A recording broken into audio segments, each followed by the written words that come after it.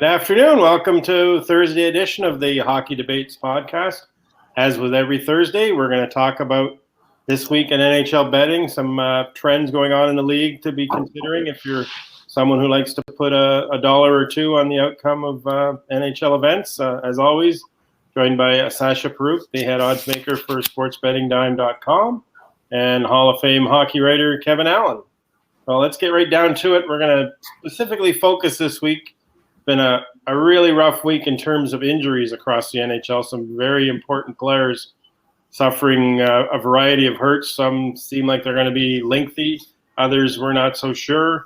How does this impact those teams in terms of the fast approaching trade deadline and also their chances of making the playoffs?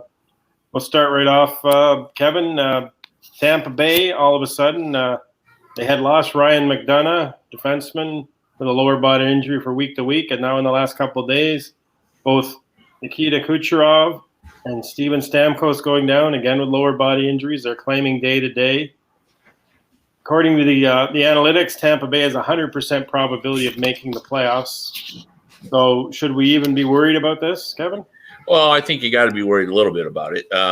If you're Tampa Bay Lightning, you got to be thinking, like, what's going on? Like, we start the season off, and, we're coming off a 62-win season, and then, we struggle coming out of the gate. Now we finally get it together, really performing like the team that we saw last season.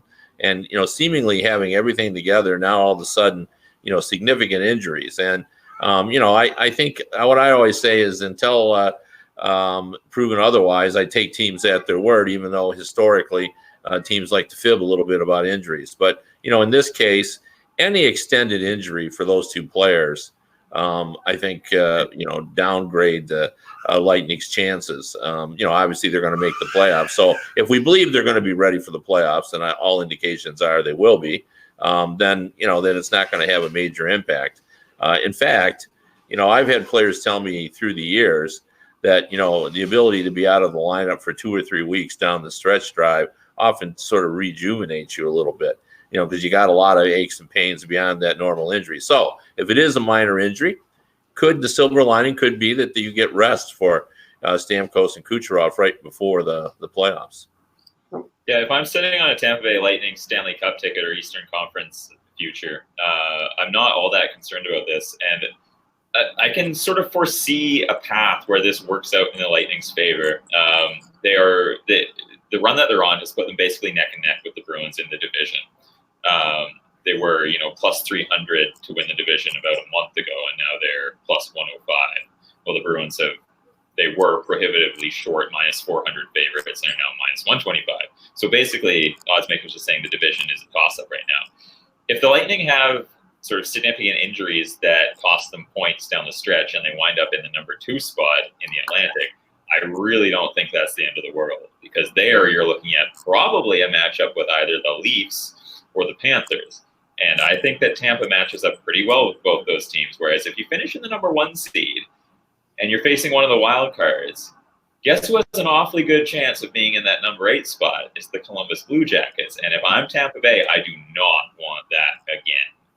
So if I'm a Tampa Bay Lightning backer in the long run, I don't hate this as long as those guys are going to be able to play us. This leads right into what I've talked about before about how unfair the system is.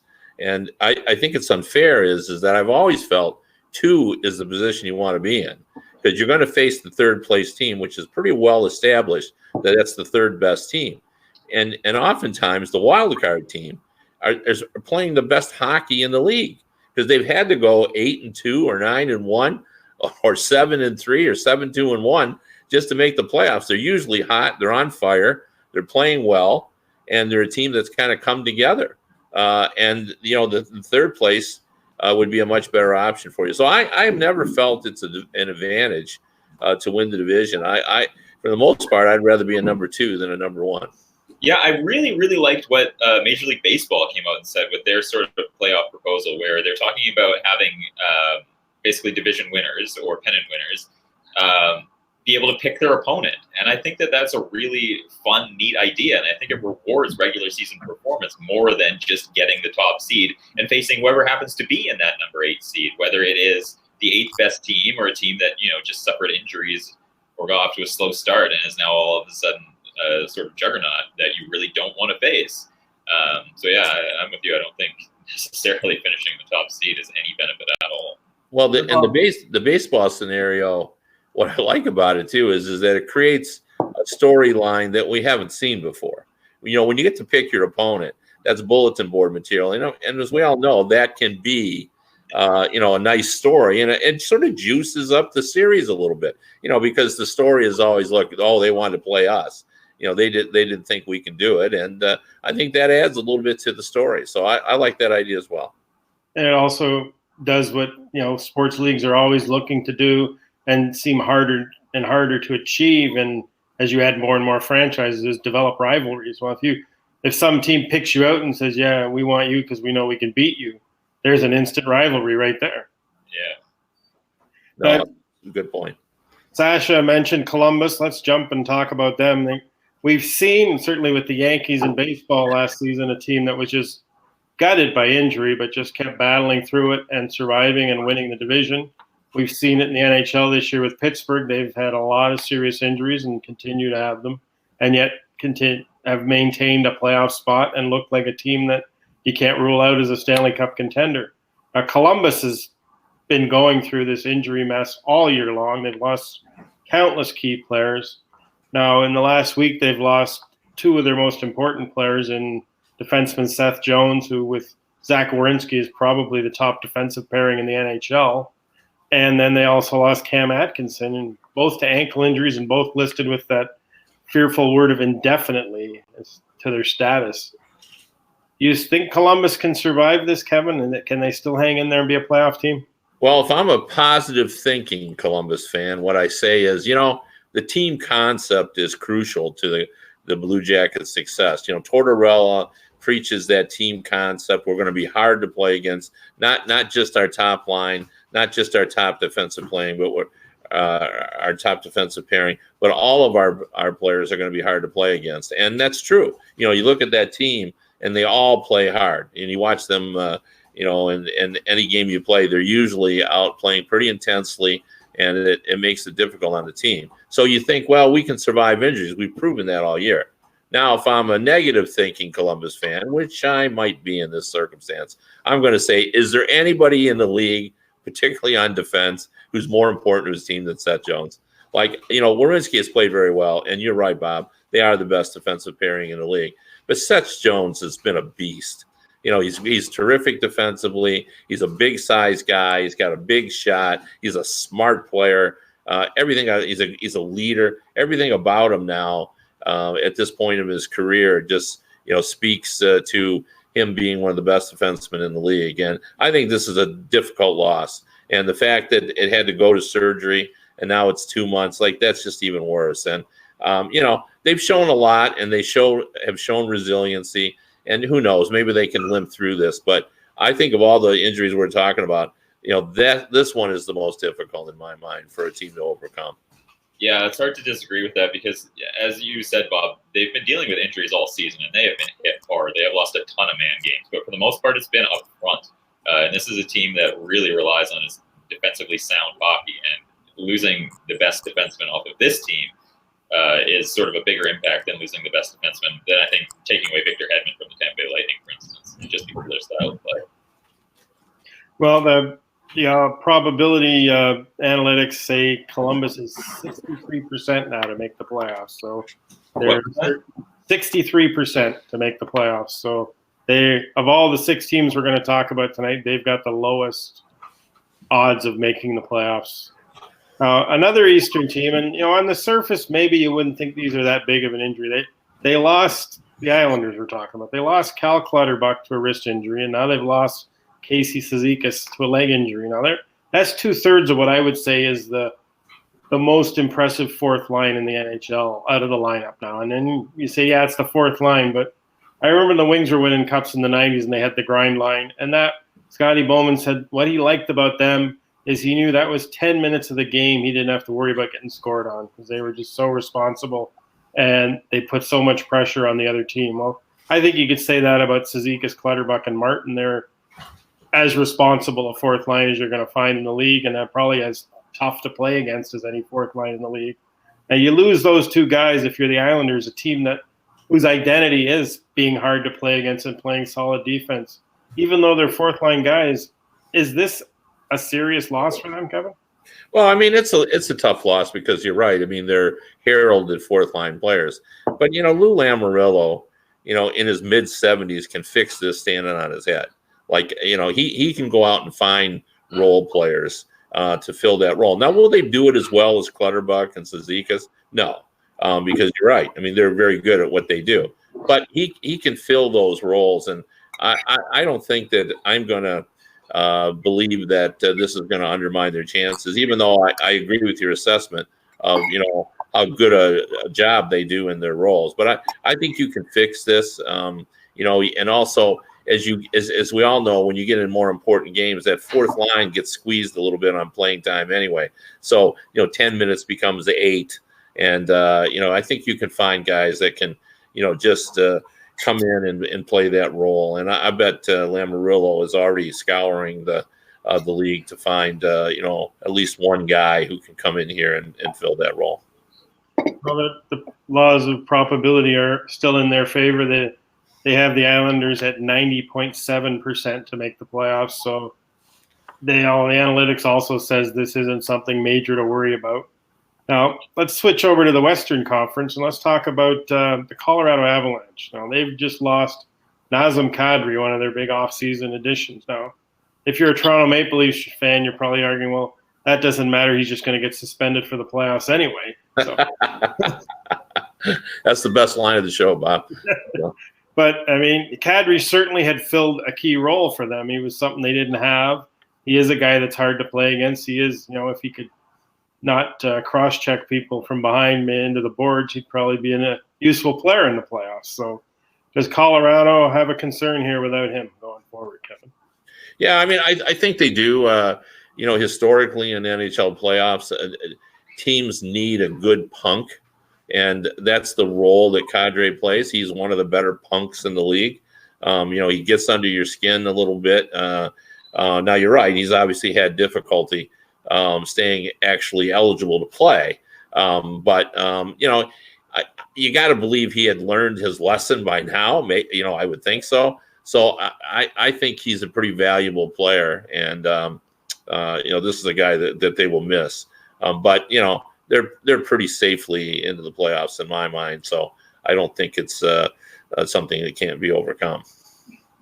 Yeah, this is sort of the inverse of the Lightning situation for me.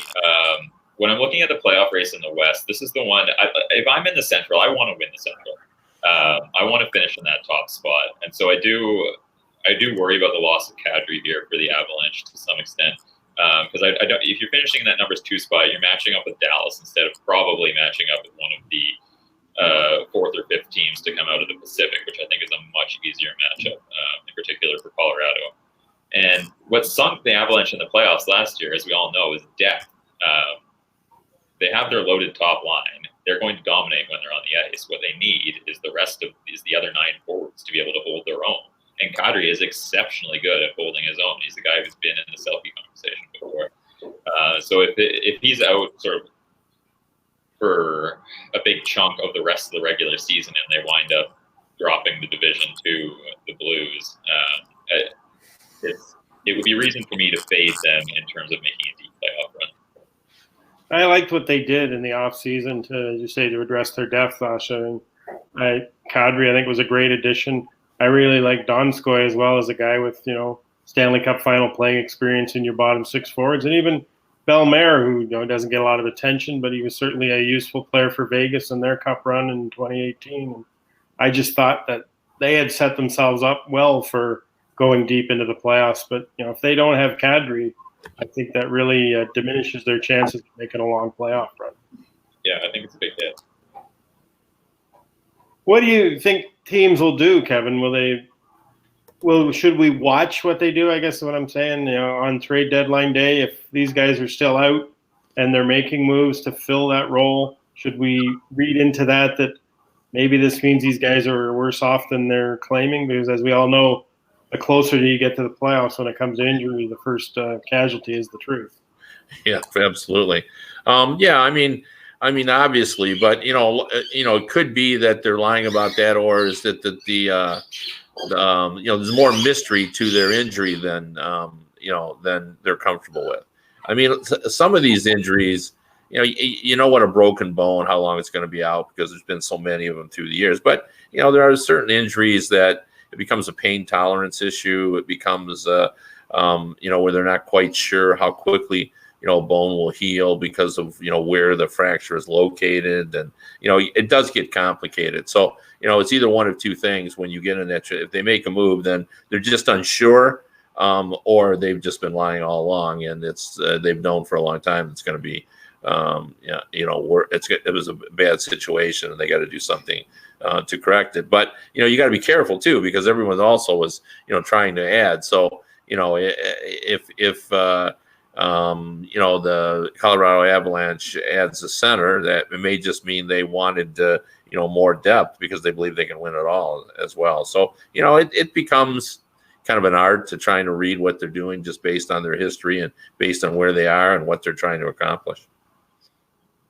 When you look at Colorado, there certainly doesn't seem to be any concern amongst the probability odds makers. They've got the Avalanche at 99.9% to make the playoffs, so their chances of missing it are almost zero at this point now. Speaking, as we just said, how injuries kind of take on a life of their own, and you don't know what to believe when a coach or a GM tells you about an injury. The perfect example of that seems to be Connor McDavid. Originally, the Oilers were downplaying that it was just a minor thing. It wouldn't be more than 2 or 3 games. He even came and tested the leg the next day to see if he could go and was unable to go. And now all of a sudden, he's being listed as week to week, which is probably as uncertain as you can get. I mean, it's not as bad, I guess, as indefinitely, but week to week doesn't sound like you should expect to see him anytime soon, Kevin. No, but I think that injury is one that I think is a little more difficult. Like I said before, I think breaks are easier to predict because there's so much history in terms of healing time. But that injury, when you're dealing with sprains or and that sort of thing, it really does become a little bit dicey. And how often have you heard when a guy was due back, always had a setback? Well, that's because they're pushing it to come back and then they re-injure themselves. So I think they're trying to be cautious. But my sense on his injury is that, I don't think they're worried that this is, suddenly going to be a 5-week thing. I think they would be shocked by that. I also think, for example, the Blue Jackets, really thought originally that Seth Jones was going to be 2 to 3 weeks, and because they didn't think they had, the level of break that he ended up having, and then X-rays or MRIs or whatever showed them that it was going to require surgery, and then it became a whole new ballgame. Well, Sascha, I know you've always been our Edmonton Oilers naysayer on who you're pretty convinced they aren't going to make the playoffs. Well, the probability experts have them at 87.7% chance of making it now. Is this kind of the death knell for them, a long absence of McDavid?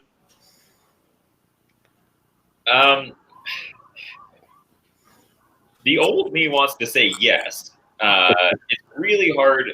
I didn't like this Edmonton team coming into the year. I didn't like them in the middle of the year. What they've been doing lately has impressed me a little, in particular the goaltending of Mike Smith. If he's going to keep playing like this, there's not that many games left in the regular season, and they have they're at 66 points, and the 8th team is at 63. So they basically, and they've only played 56 games, so they have a 5-point cushion on getting into the playoffs. And I don't expect this to be really an above 500 team without McDavid. You're taking away 22 minutes per night of basically the most effective minutes in the NHL. So I could absolutely see them and think they're going to play sub 500 hockey down the stretch, but I still think that's going to be good enough to get in if they continue to get above average goaltending with Mike Smith. If Leon Draisaitl keeps playing like the Hart Trophy, I'm going to say favorite that he is, and secondary guys like Kyler Yamamoto keep performing like they are, Edmonton is probably going to make the playoffs, and I will take the L on that if they do with my preseason prediction. I'm obviously still not betting on them to do anything once they're there, but at this point in time, just given the math, it looks like it's going to get in. And I blame not my own assessment of what Edmonton was, of course, that was bang on. I blame the rest of the Western Conference, which is just, below the bottom sort of 5 teams. Not very good. Nashville is a lot worse than I thought they were going to be. Arizona is fading. The Jets are terrible. The Wild, I think, are a pretty good team, but they're trading Jason Zucker. It doesn't look like they're particularly interested in making the playoffs. So, yeah, I would love to discuss with you guys a little bit just this whole idea. I wrote a column this week, a freelance piece for Hockey Buzz, in which I said that I really feel that Holland has to, push, maybe not go all in, but he needs to be aggressive here at the trade deadline. My argument is they've been out of the playoffs for 12 out of 13 years. The fan base needs to get into the playoffs, and the league needs Connor McDavid and Draisaitl in the playoffs. That they've got to stop fooling around. Now, people from my generation, we never talked about tanking or, getting the rebuild mode and, let's just keep losing so we can get a pick. You wanted to win and just get in the playoffs and hope something good happened. Now, I get the intellectual argument for, continuing to rebuild. And so when I wrote this column, I thought most Oilers fans would be with me on this. Yeah, go for it. Let's try to push our chips in. Let's try to get Pajot or Glendening. Let's try to get some help, maybe a defenseman, maybe even 2 forwards up front. But they really weren't with me. They basically said, I don't want to give up prospects, even if it's 3rd and 4th round picks. And even when I pointed out that, there's only a 30% chance that a 3rd rounder will make it and a 20% chance that a 4th rounder, people said, no, I don't want to give up 3rd and 4th round picks, to go all in. Have we changed in all of sports? Because it feels to me that we have, that fans now root on 2 levels. They root for their team if they think it's decent to go all the way. But if they don't believe in their team, if they feel it's not ready, they don't want to take a chance and they want to hang on to all their draft picks. And, they'd rather, not push all in. Like, have we changed in sports? Are we really at that point? It would really surprise me if Edmonton fans were at that point, given that they've had 4 number 1 picks in the last. For sure. Years, is it? And where it's gotten you. So maybe let's try a different approach here. I don't think we're trusting the process anymore if I'm an Edmonton fan, but that was my argument in the column. I basically said nothing shows how, rebuilding and how hard it is to build through the draft than what's happened to the Oilers. So I was really surprised at that. I still feel strongly that the Oilers need to, I'm not saying that they got to trade their 1st round pick. I understand preserving that. But, would I give up a 2nd round pick to get help if I was the Oilers? Yeah, I would. I'd probably give up 3rds and 4ths, and, you got Puljujarvi, you can move. I think there are ways. I think you got to be creative if you're a general manager in today's NHL, and you got to figure out a way to get players. And I would go for rentals because I think it's just like I believed it was important last year for Columbus to make the playoffs, because they had never won a playoff series. And, they had to do what they did.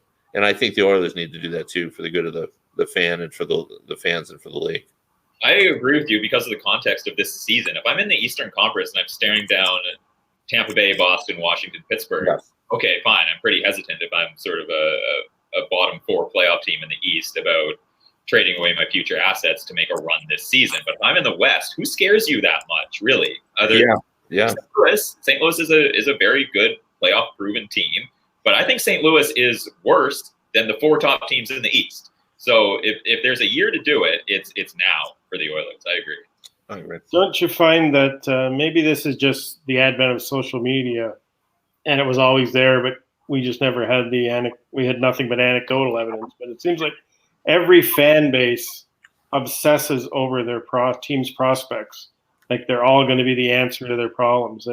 I just take the Red Wings, for example. Red Wings fans thought Timo Pulkkinen was going to be the solution. And then they were appalled when the team let Landon Ferraro go on waivers, and then they were appalled when they didn't give Marty Firk a better chance to make it. None of these guys are doing anything anywhere else, and they've had multitudes of chances to prove that. So I think teams, you look at the Rangers in the 90s and all the top prospects they traded away, but they won the Stanley Cup. And as Jimmy Devellano would always say, if you win the cup, whatever move you make was worth it, because we're in the business of winning the cup. That's our job, to win the cup. So you do what you can to win the cup. And it seems like now everybody's kind of afraid to trade away a kid because they think, oh, he's going to be the next who knows what. But obsessed with draft picks, and you look at the league and the teams that are winning the cup, it's not the team that finishes first overall. In most cases, it's not even a team that finishes in first place. So you got to take your shot. The league's never been closer than it is now. So if you can get in there, you've got a chance. The one thing I did notice about teams that have won, and this is for another story that I'm writing for next week, and it's just a little preview of it, and it's kind of surprised me. I've looked up where teams were in terms of goal scoring and goals against average for the last 8 seasons, and I've noted that in 7 out of the 8 years, the Stanley Cup champion, until last season, had been ranked in the top 7 in either defensive and goals against average or goal scoring. They were in the top 7 in one of the 2 categories if they won it. And most of the time it was in the defensive category, but there were teams that were ranked in the top 7 offensively that did win it, and they were not ranked in the top 7. Now last year it went out the window, but a lot of things went out, and I think we can view the Blues as an aberration just because when's the next time that we're going to see a team be in last place overall in the league in January and win it all? 50 years, 70 years. So, but I do think, you have to be really good at one or the other in order to have a really good shot at winning. And I don't think you can be 15th in scoring and 15th in defense and expect to have a real good chance to win the cup. You got to have an identity. You got to have something that causes consternation for the other team, and I think it's something to strive for. If I was a coach, I'd keep track of that statistic. Well, let's talk about the Blues. I mean, the most frightening injury of the week, if you classify it as an injury. And I kind of feel badly for Brandon Perlini. The guy just can't catch a break this year. He finally scores his first goal of the season for the Red Wings. Then in the next game, he gets kicked in the face with a skate, and he can't even get the most frightening injury of the night award because the same night, Jay Baumister collapses on the Blues bench for apparent cardiac issue, and now his status, they're listing him as day-to-day, but I mean, when you look at the case with Yuri Fisher and the case with Rich Beverly, neither of those guys ever played again. So have we seen the last of Jay Baumister, and what does that mean to the Blues' chances? Well, I'm always reluctant to speculate about, especially something like this, when it's only through testing are we really going to know, what's going on with him, whether this was something minor that caused something major, or it's a major issue that has the chance of reoccurrence. So I really wouldn't want to say, but I would say that Bouwmeester, if you remember last year, he got benched. He was, I believe it was a healthy scratch, if I'm not mistaken. Yeah, I think he was. He was a healthy scratch. And they were displeased with how he was playing. But then he ended up being an important part of their Stanley Cup championship team. Like he was the type of guy that understood his role. He knew when he was on the ice, he wasn't necessarily contributing to the offense. He was preventing the other team from scoring. And he was really, really good at that. So you can't take a guy like that out of their lineup and expect them to be that. I mean, that's 20 minutes you're replacing, and 20 important minutes, and 20 minutes that I think Berube, the coach, counted on. They send him out there, like you mentioned earlier, and then you don't worry about it. Well, I think that's where they were with Bouwmeester. So I think this would be a very difficult loss for them because it's hard to find those safe, dependable defensemen. And you're not. There's a couple available, in the trade market right now. But are those guys better than Bouwmeester? I don't think so. So, it'd be hard to replace. Well, that's just it, Sasha. You're not going to patch this hole with anybody you can get at the trade deadline. Those commodities don't grow on trees, and teams that have them don't give them away. That's true. He is still a top 4 defenseman for them, who's logging over 21 minutes a night. But if there is sort of one decor that can survive this, there would be a few in the NHL, but I think the Blues are one of them. Between Peter Angelo and Paruk and Justin Falk, you've still got three defensemen who I think are basically top 2 defensemen.